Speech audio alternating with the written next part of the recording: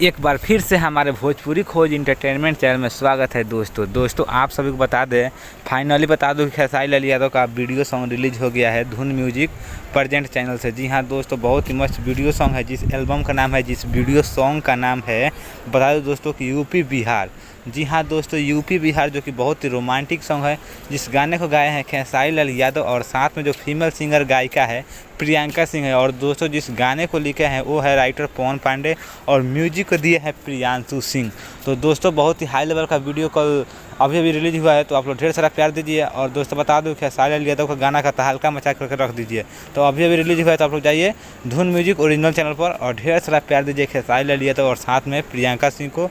और गीत को लिखे हैं राइटर पवन पांडे को और म्यूजिक प्रियांशु सिंह को। जितने टीम में काम किए हैं सारे लोग को आप प्यार दीजिए और गाने को तहलका मचा दीजिए। गाने का ही नाम है यूपी बिहार, तो आप लोग यूपी बिहार में तहलका मचा करके रख दीजिए और गर्दा मचाते रहिए और तहलका मचाते रहिए। और दोस्तों अभी तक हमारे चैनल को सब्सक्राइब नहीं किया तो प्लीज़ चैनल को सब्सक्राइब करो। दोस्तों भोजपुरी से रिलेटेड अपडेट लेके आता रहता हूँ, खास करके खेसारी लाल यादव की टीम से, क्योंकि खेसारी लाल यादव का मैं बहुत बड़ा फ़ैन हूँ। तो थैंक यू, फिर मिलता हूँ नेक्स्ट वीडियो में। धन्यवाद ऑल।